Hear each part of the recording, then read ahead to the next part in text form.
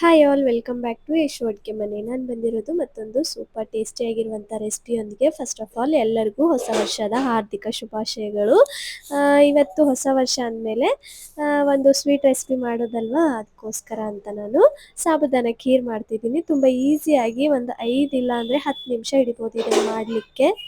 ಹೆಂಗೆ ಮಾಡೋದು ಅಂತ ನೋಡೋಣ ಬನ್ನಿ. 1 ಲೀಟ್ರ್ ಹಾಲು ತೊಗೊಂಡು ಅದರಲ್ಲಿ ಒಂದು 2 ಗ್ಲಾಸ್ ನೀರು ಹಾಕಿದ್ದೀನಿ. ಸಣ್ಣ ಗ್ಲಾಸಿಂದ ಹಾಕಿ ಒಂದು 2 ಬಿಗ್ ಸ್ಪೂನ್ ಸಕ್ಕರೆನ ಹಾಕಿ ಚೆನ್ನಾಗಿ ಹಾಲು ಚೆನ್ನಾಗಿ ಕುದಿ ಬರೋವರೆಗೂ ಒಂದು 2 ಕುದಿ ಕುದಿಸ್ಬೇಕು. ಇವಾಗ ಮತ್ತೊಂದು ಪಾತ್ರೆಯಲ್ಲಿ 1 ಸ್ಪೂನ್ ತುಪ್ಪ ಹಾಕಿ ಇವಾಗ ಕಾಜುನ ಕಟ್ ಮಾಡ್ಕೊಂಡಿದ್ದೀನಿ ಮತ್ತು ಬಾದಾಮ್ ಕೂಡ ಕಟ್ ಮಾಡಿದ್ದೀನಿ. ಕಟ್ ಮಾಡಿ ಅದು ಕಾಜು ಬಾದಾಮ್ ಹಾಕಿ ಮತ್ತು ಕಿಸ್ಮಿಸ್ ಕೂಡ ಹಾಕಿ 1 ನಿಮಿಷ ಹುರಿದು ಅದನ್ನು ಕೂಡ ತೆಗೆದು, ಇವಾಗ ಹಾಲು ಕೂಡ ನಮ್ಮದು ಕುದ್ದಿದೆ. ನಾನು ಸಾಬುದಾನನ ಒಂದು 2ರಿಂದ 3 ಗಂಟೆ ನೆನೆ ಹಾಕಿ ಇಟ್ಟಿದ್ದೆ.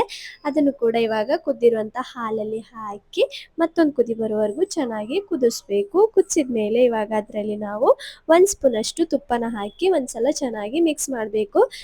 ಮಿಕ್ಸ್ ಮಾಡಿದ ಮೇಲೆ ಇವಾಗ ನಾವು ಹುರಿದಿಟ್ಕೊಂಡಿರುವಂತಹ ಡ್ರೈ ಫ್ರೂಟ್ಸ್ನು ಕೂಡ ಸೇರಿಸಿ ಮತ್ತೊಂದು ಸಲ ಚೆನ್ನಾಗಿ ಮಿಕ್ಸ್ ಮಾಡಿ ಮತ್ತೊಂದು ಕುದಿ ಬರೋವರೆಗೂ ಕುದಿಸ್ಬೇಕು.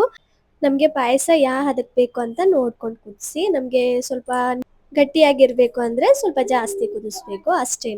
ರೆಡಿ ಆಯಿತು ನಮ್ಮ ಸೂಪರ್ ಟೇಸ್ಟಿಯಾಗಿರುವಂಥ ಸಾಬುದಾನ ಖೀರ್. ಈ ವಿಡಿಯೋ ನಿನ್ನೆನೇ ಮಾಡಿದ್ದೆ, ಆದರೆ ಎಡಿಟ್ ಮಾಡಿ ಹಾಕೋಕ್ಕಾಗಲಿಲ್ಲ, ಅದಕ್ಕೋಸ್ಕರ ಅಂತ ಇವತ್ತು ಹಾಕ್ತಿದ್ದೀನಿ. ನೀವು ಕೂಡ ಮನೆಯಲ್ಲಿ ಒಂದ್ಸಲ ಟ್ರೈ ಮಾಡಿ. ಮತ್ತೊಂದು ವಿಡಿಯೋದಲ್ಲಿ ಸಿಗ್ತೀನಿ. ಬಾಯ್.